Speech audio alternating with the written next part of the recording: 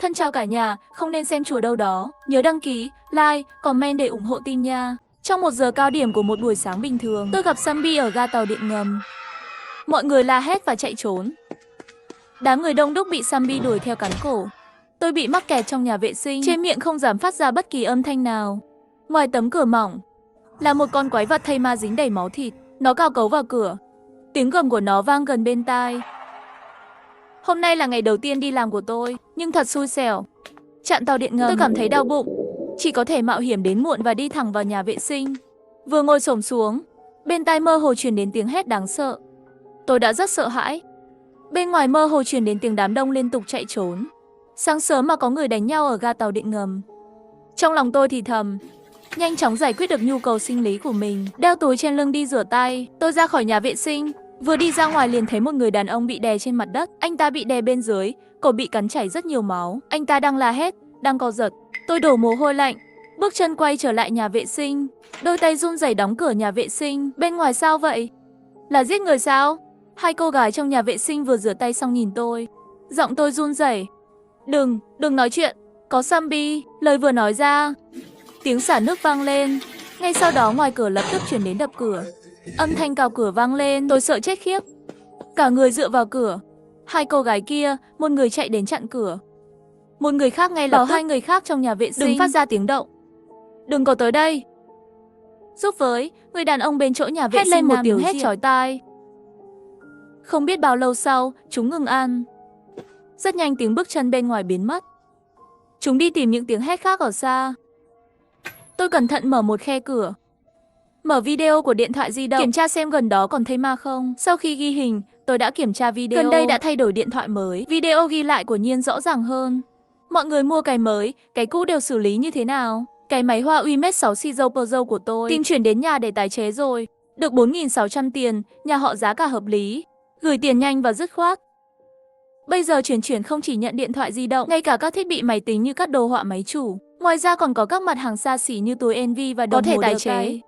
Lợi dụng cái cũ vẫn còn giá trị, nhanh chóng tìm chuyển tái chế là được rồi. Tôi đã xem kỹ video. Ngoài cửa đã không còn dấu vết của thây ma nữa. Bây giờ phải làm gì? Tôi nhìn 5 người, kể cả tôi. Tất cả đều là nhân viên văn phòng ở độ tuổi 20. Tôi lặng lẽ mở miệng, trước tiên tắt tiếng điện thoại, báo cảnh sát. Nhưng điện thoại báo cảnh sát luôn hiển thị không thể gọi được, ngay cả tin tức trên mạng cũng là một khoảng trống. Bỗng nhiên, không biết lý do gì, tôi bắt đầu gửi tin nhắn cho gia đình. Không nhận được trả lời, trong lòng tôi sợ hãi, nhưng không dám gọi.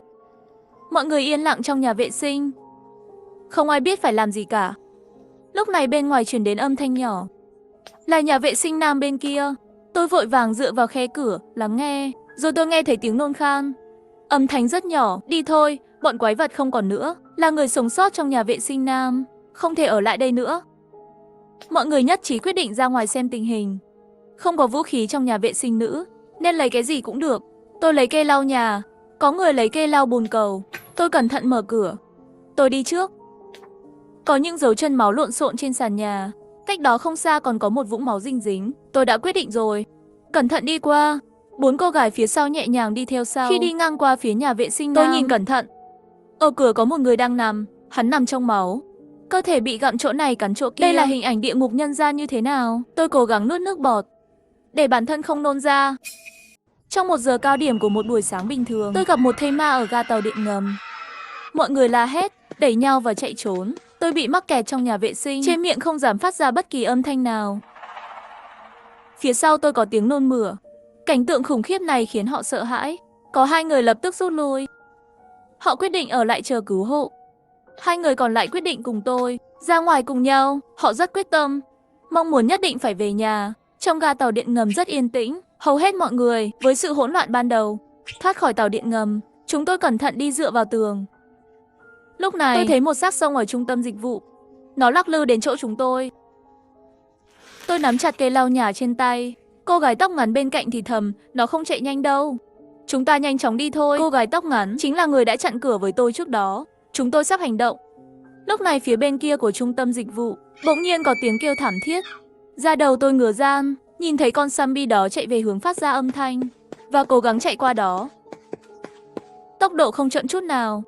Hóa ra nó vẫn chưa phát hiện ra chúng tôi. cho nên mới có thể duỗi chân từ từ lắc lư. Thôi xong rồi, nếu so về thể chất tôi sẽ xong đời. Nhưng tận dụng cơ hội này, chúng tôi vẫn hành động ngay lập tức, đi về hướng cửa tàu điện ngầm. Sau khi ra khỏi cửa tàu điện ngầm, trên đường đi vô cùng cẩn thận. Đi qua một góc phố, chúng tôi vẫn là va chạm với thây ma. Xác sống này chỉ có phần trên cơ thể mới có thể di chuyển, nhưng cái thân trên này bắt được chân của một cô gái khác. Nó mở miệng muốn cắn lên. Cô gái không thể kiểm soát được việc hét lên. Tôi nhanh tay nhanh mắt, dùng cây lau nhà đâm mạnh vào đầu thây ma. Tôi liền dùng hết sức lực đem nó ngã xuống đất. Cô gái bị bắt chân, thuận lợi thoát khỏi con zombie. Hành động của chúng tôi rất nhanh, nhưng vẫn thu hút mấy con zombie khác. Có một thây ma đến rất nhanh. Nó nhe hàm răng và giơ móng vuốt, đẩy tôi ngã xuống đất. Tôi vật lộn với nó. Trong khi đó, cô gái tóc ngắn cầm túi lên vòng lên đầu thây ma, sau đó kéo về phía sau. Tôi đứng dậy khỏi mặt đất. Chúng tôi đến tiệm bánh bên cạnh. Cô gái tóc ngắn liền dùng sức kéo thây ma ngã xuống đất. Cửa tiệm bánh đang mở, máu bắn tung tóe trên kính, nhưng không có dấu hiệu của thây ma. Chúng tôi chạy nhanh vào tiệm bánh, đóng cửa lại, lại dùng thanh lau nhà xuyên vào hai bên tay cầm để gia cố. Vừa làm xong việc này, có 3 xác chết bổ nhào về phía cửa. Khuôn mặt của chúng bị vặn vẹo, đập vào cửa kính, miệng liên tục hét lên. Chúng tôi trốn sau kệ hàng, thu hẹp cảm giác tồn tại của bạn. Bên ngoài cửa, tiếng thây ma đập cửa cũng nhỏ dần, nhưng chúng không có dấu hiệu rời đi. Nhưng chúng tôi có chút thời gian nghỉ ngơi. Cô gái vừa bị bắt chân đang ngồi ôm đầu gối. Tôi nhận thấy tay cô ấy đang chạm vào mắt cá chân. Mắt cá chân của cô ấy sưng lên thành màu tím, có một vết chảy xước trên đó. Chú ý đến tầm nhìn của tôi, cô ấy vội vàng dùng tay che lại. Sau đó lại cảm thấy mình có chút buồn cười. Tôi bị thây ma cào bị thương rồi, tôi xong rồi. Tôi và cô gái tóc ngắn không nói chuyện. Sự tuyệt vọng bao phủ chúng tôi. Đây là kết cục của chúng tôi. Có lẽ chúng tôi quá liều lĩnh. Lẽ ra chúng tôi nên ở đó chờ cứu hộ. Nhưng khi tôi lấy điện thoại ra, phát hiện không còn tín hiệu nữa. Có lẽ sẽ không có cứu hộ. Câu trả lời của bố hiển thị thời gian là 15 phút trước. Hiện tại họ đã an toàn, tất cả ở nhà. Điều này khiến tôi trong tuyệt vọng. Nhận được tin vui, nhưng bố tôi nói ông ấy sẽ đón tôi ở ga tàu điện ngầm. Trước khi tôi đột biến, các cậu nên nhanh chóng tìm cách rời đi đi. Cô ấy lấy điện thoại ra, đánh chữ trên điện thoại. Tôi thấy 2 chữ di thư, nếu bạn có thể đi. Hãy đi với chúng tôi. Tôi không đi được, tôi đã bắt đầu chóng mặt rồi. Các cậu mau nhanh lên đi. Nếu có thể, giết tôi trước khi tôi trở thành một thây ma. Cuối cùng tôi đã biết tên cô ấy. Cô ấy tên là Từ Dĩnh, cô gái tóc ngắn tên là Cung Tâm Duyệt. Xác chết ngoài cửa hình như đã rời đi rồi. Tôi đưa cổ ra và lặng lẽ nhìn. Xác chết ngoài cửa của nhiên tản ra rồi, không còn tụ tập ở cửa nữa. Tôi và Cung Tâm Duyệt quyết định hành động, tìm ở tiệm bánh xem có vũ khí nào không. Lúc này, bỗng nhiên có tiếng động trong tiệm bánh. Nó đến từ quầy thu ngân.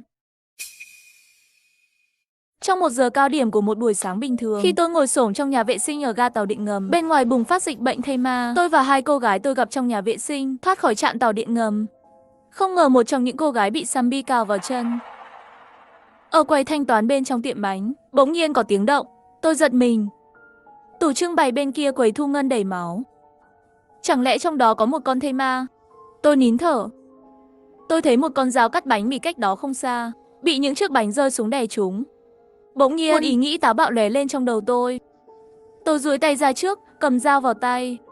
Sau đó nói cho Cung Tâm Duyệt biết kế hoạch của tôi.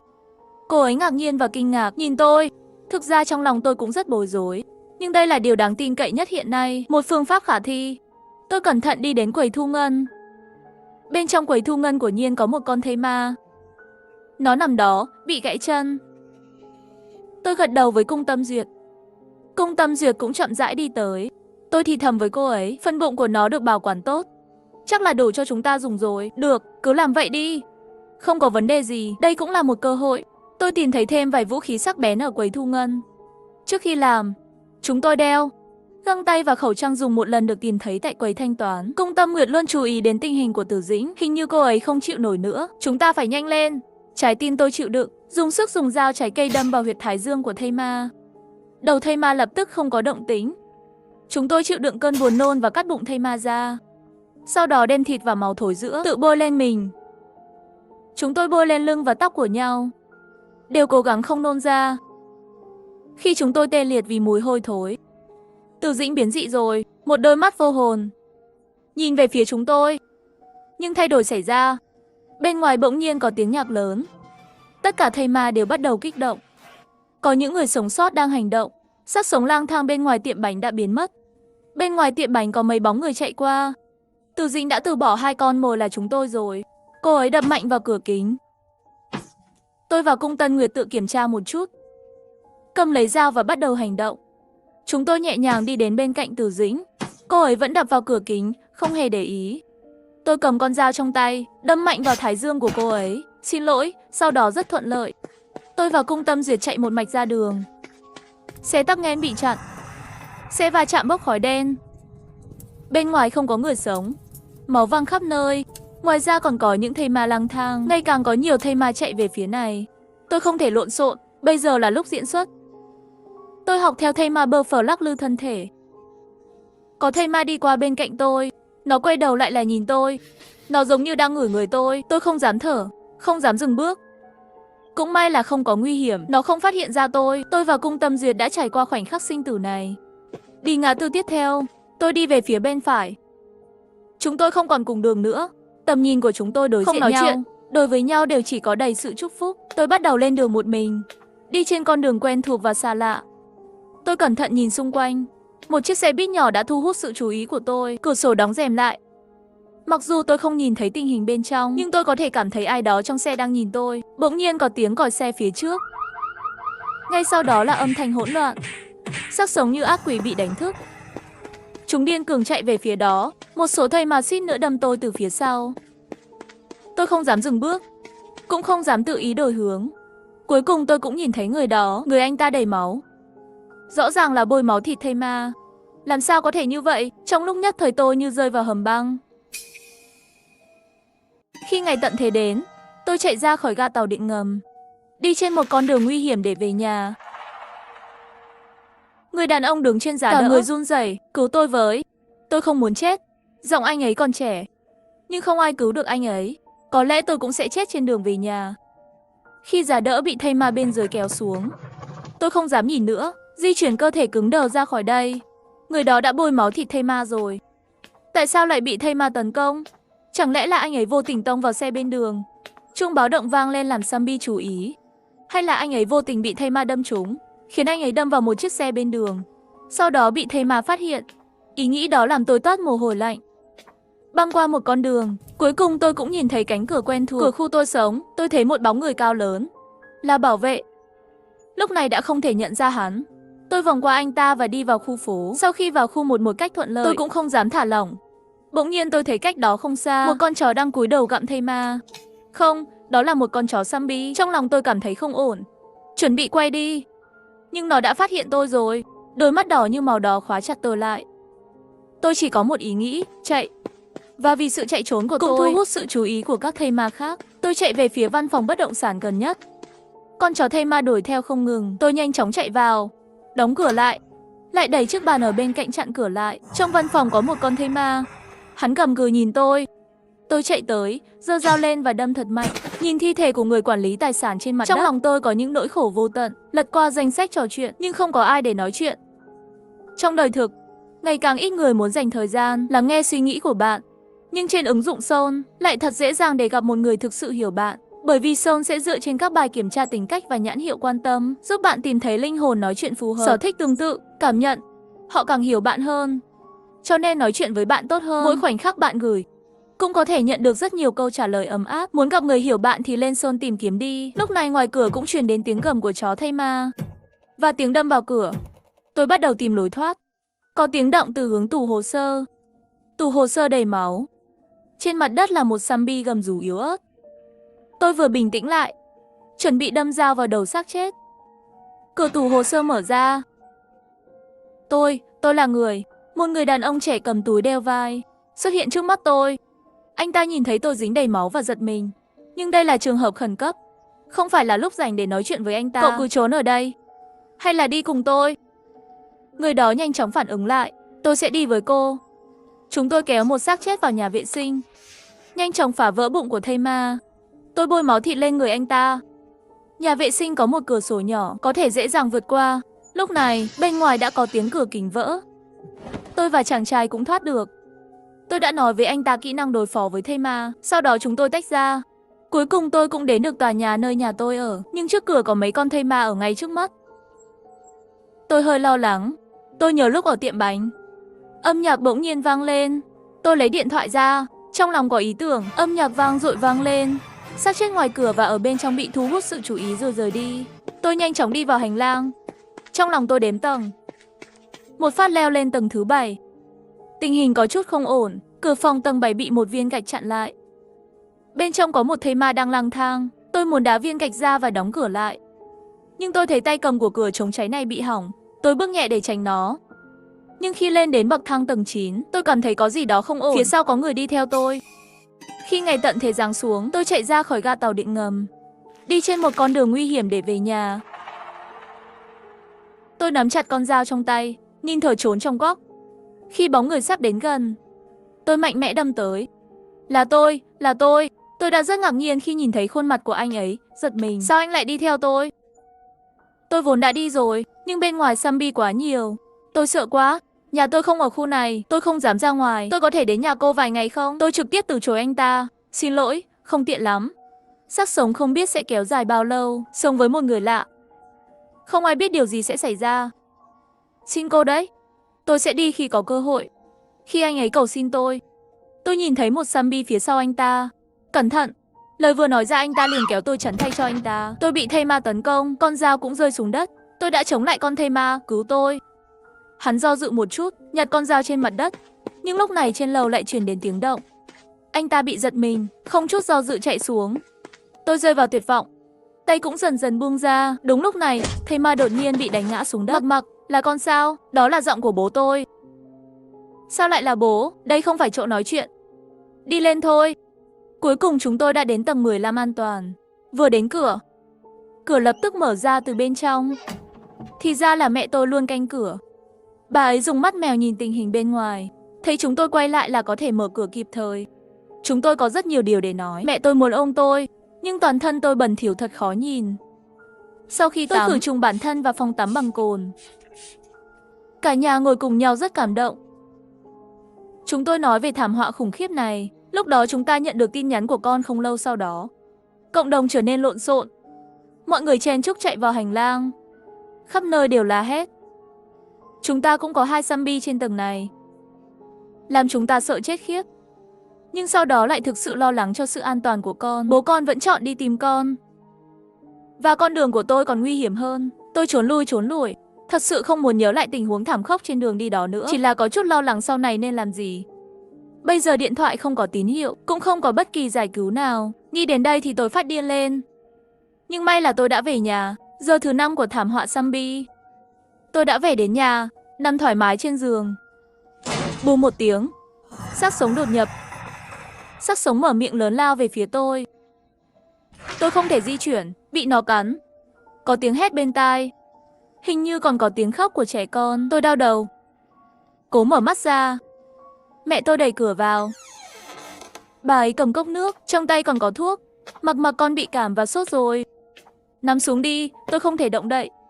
Chỉ có thể nằm. Mẹ, bên ngoài có ai gõ cửa sao? Là hàng xóm của chúng ta. Họ biến dị rồi. Lúc đó sau khi khu phố hỗn loạn, bà già bên cạnh với cháu trai nhỏ vừa khóc vừa la lên. Nói đứa bé bị zombie làm chảy xước. Thực ra đã biến đổi từ lâu rồi. Chỉ là vừa rồi bên kia đột nhiên mở cửa. Ông già kia ngã xuống đất. Bị nó đè xuống đất. Đứa trẻ 3 tuổi cũng nằm đó cắn. Trong lòng tôi suy nghĩ rất nhiều thứ. Tôi lại nghĩ đến cơn sốt bất ngờ của mình. Tôi có phải bị nhiễm không? Tôi đã bị sốc bởi suy nghĩ của mình.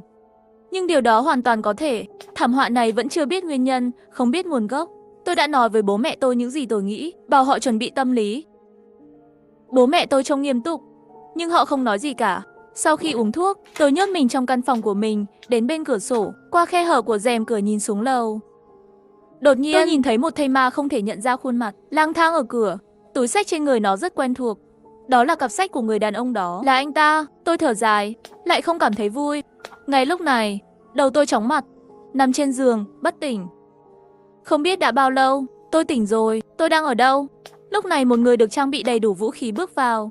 Thấy tôi thức dậy, hắn lập tức chạy ra ngoài gọi người. Sau khi về đến nhà, tôi đã hiểu được câu chuyện từ miệng của cha tôi. Hóa ra tôi bị nhiễm bệnh, nhưng cho dù tôi biến thành zombie, bố mẹ tôi cũng không nỡ giết tôi.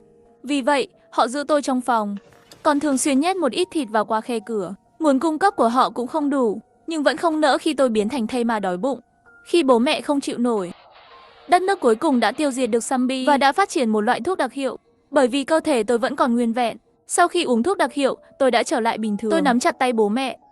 Cảm ơn bố mẹ,